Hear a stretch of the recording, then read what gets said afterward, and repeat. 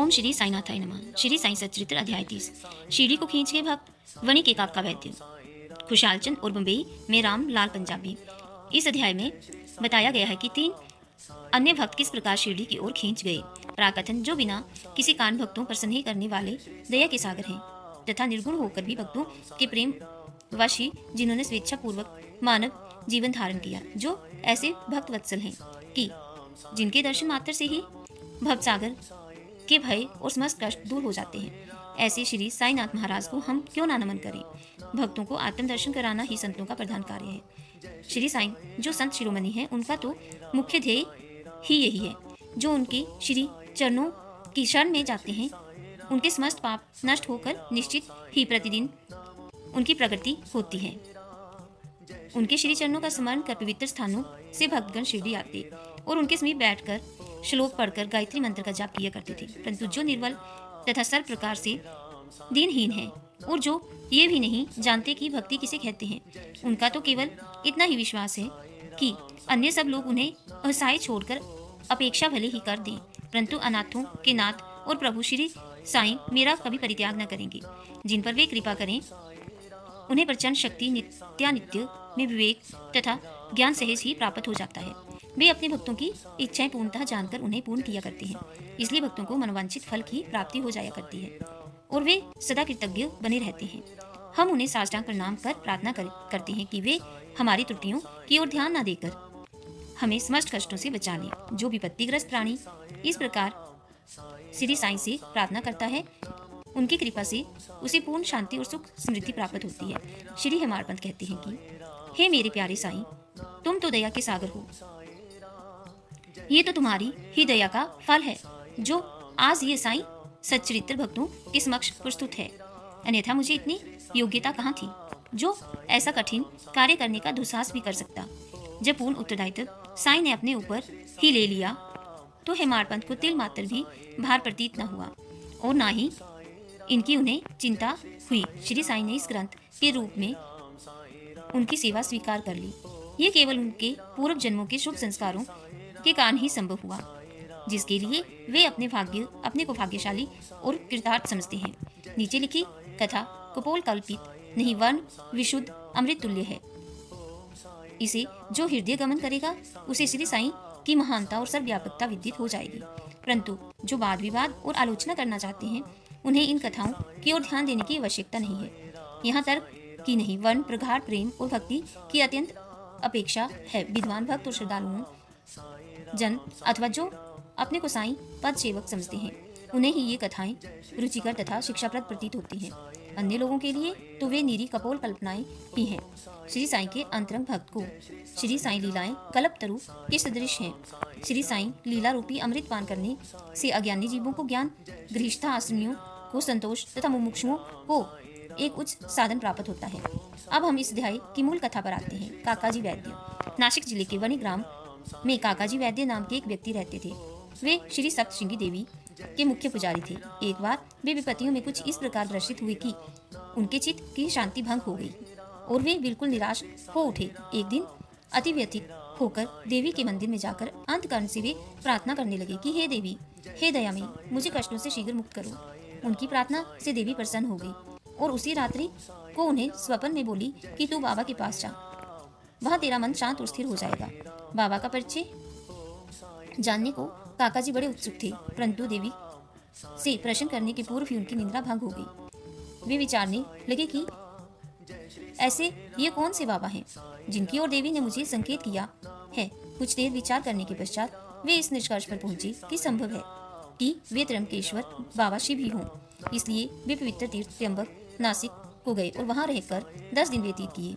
वे प्रातःकाल उठकर स्नान आदि से निवृत्त होकर रुद्र मंत्र का जाप कर साथ ही साथ अभिषेक व अन्य धार्मिक कृत्य भी करने लगे, परंतु उनका मन पूर्ववत ही अशांत बना रहा।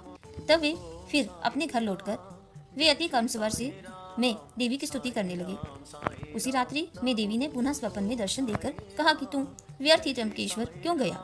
बाबा से तो मेरा अभिप्राय था शिरडी के श्री साईं समर्थ से। अब काकाजी के समक्ष मुख्य प्रश्न ये उपस्थित हो गया कि वे कैसे और कब शिरडी जाकर श्री साईं बाबा के दर्शन का लाभ उठाएं। यथार्थ में यदि कोई व्यक्ति किसी संत के दर्शन को आतुर हो तो केवल संत ही नहीं, भगवान भी उसकी इच्छा पूर्ण कर देते हैं। वस्तुतः यदि पूछा जाए तो संत और अनंत एक ही हैं और उनमें कोई भिन्नता नहीं।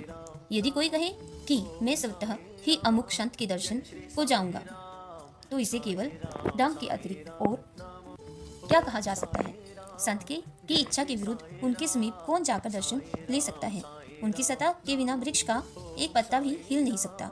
जितनी तीव्र उत्कंठा संत दर्शन की होती है, तदनुसार ही उसकी भक्ति और विश्वास में वृद्धि होती जाएगी और उतनी ही शीघ्रता से उसका उनकी मनोकामना भी सफलतापूर्वक पूर्ण होगी। जो निमंत्रण देता है वह आदर आतिथ्य का प्रबंध भी करता है। काका जी के संबंध में सचमुच यही हुआ। श्यामा की मान्यता। जब काका जी शिरडी यात्रा करने का विचार कर रहे थे, उसी समय उनके यहाँ एक अतिथि आया जो कि श्यामा के अतिरिक्त और कोई न था। श्यामा के बाबा अंतरंग भक्तों में से थे। वे ठीक इसी समय वणी में क्यों और कैसे आ पहुंची, अब हम इस कथा पर दृष्टि डालें। वात्सल्यावस्था में वे एक बहुत बीमार पड़ गई। उनकी माता ने अपनी कुल देवी सप्तशृंगी से प्रार्थना की कि यदि मेरा पुत्र निरोग हो जाए तो मैं उसे तुम्हारे चरणों पर लाकर डालूंगी। कुछ वर्षों के पश्चात ही उनकी माता के स्तन में दाद हो गई। तब उन्होंने पुनः देवी से प्रार्थना की कि यदि मैं रोग मुक्त हो जाऊं तो मैं तुम्हें चांदी के 2 स्तन चढ़ाऊंगी। फिर ये दोनों वचन अधूरे ही रहे, परंतु जब वे मृत्युशैया पर पड़ी हुई थी तो उन्होंने अपने पुत्र श्यामा को समीप बुलाकर उन दोनों वचनों की स्मृति दिखलाई तथा उन्हें पूर्ण करने का आश्वासन पाकर प्राण त्याग दिए। कुछ दिनों के पश्चात वे अपनी ये प्रतिज्ञा भूल गए और इसे भूले पूरे 30 वर्ष व्यतीत हो गए। तभी एक प्रसिद्ध ज्योतिषी शिरडी आए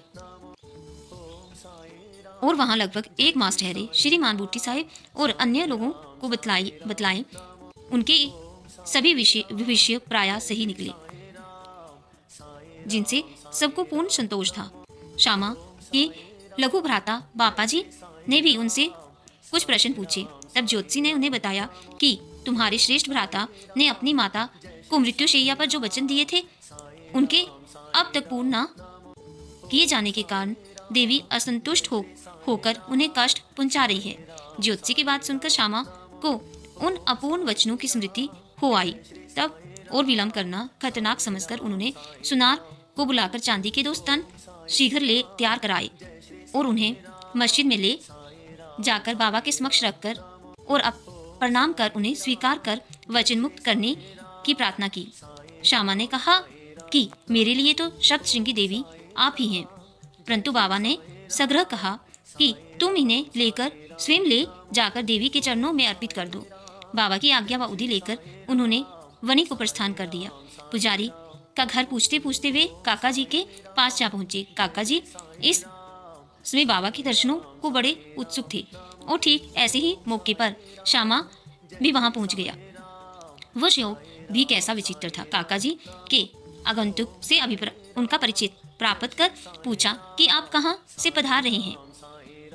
जब उन्होंने सुना कि वे शिरडी से ही आ रहे हैं तो वे एकदम प्रेमोन्मत्त हो श्यामा से लिपट गए और फिर दोनों का श्री साईं लीलाओं पर वार्तालाप आरंभ हो गया।